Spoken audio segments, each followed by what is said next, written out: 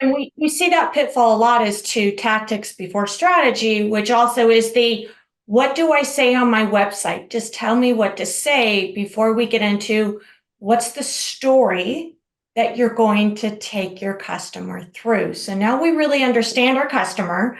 We know what their pain points are. We know that journey. How are we coming up with that overall story that our messaging platform is then built on? And you hit on it a little bit with well, they have a problem. We've got to prove. I want to dig into that. Someone said, let's double click on that a bit. And how are we creating that story, which is really the journey that we're going to control and walk them through? Yeah. And so this is, like I said, I do love to bring an existing customer. If you have one, I love to bring the existing customer story in. And so, but story arcs and the art of storytelling has been around for years.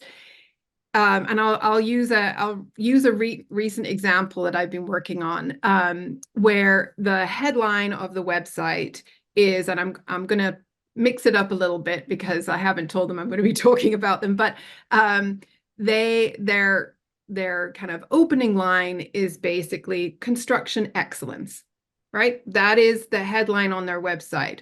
True, they do have construction excellence, but that doesn't really sell it. It's not compelling. And I'll be honest, everything that follows is a very deep and too much information. So they've gone straight from this is what we should be thought about for, straight into a lot of detail. And what's missing, and I have to say this is a really common mistake that people make, is that they don't do that kind of process of guiding through people in a compelling way. Really, your website has a few jobs to do, and it has a lot of stakeholders often that you're trying to address, but that those few things that you really need to deliver on are: what do you do?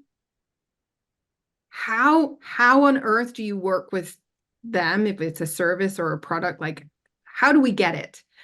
And then you want to go into some proof points. Why this company? What is it that's so special about them that, that really you want to kind of work with them? And then a lot of what customers, clients are looking for today is, how do I show them that they can trust me? And so that becomes a big component of what your homepage of your website, which has to be the hardest working, on your site. And if you can say that with images, if you have a product or a service where there's images, they can work really hard for you as well. And so on the website, what you're trying to do, and when you want to tell a story, is make that opening line more compelling. And every headline on your website should tell a little bit more of the story. And so storytelling usually works with a hero and a guide. And so you really want to think about, what is the role that I play here, and how can I pull people through this journey so that they understand who I am, what I bring to the table, how I can help them, and how together we can skip off into the sunset. So you really do have to think in those terms, and it's effective because it's memorable. So it's compelling. It really gives people a sense of who you are, and the language that you use really helps to kind of bring together your ideas. But I often think of, and I use this a lot, you have to make sure that you hit on head, heart, and hands. So you need to hit kind of the head part, the logic. Does this add up? Is this product really the solution for me? The heart part is often it's going to be about relationships. So can I provide some emotive reason that they would work with me? Do I have great ethics?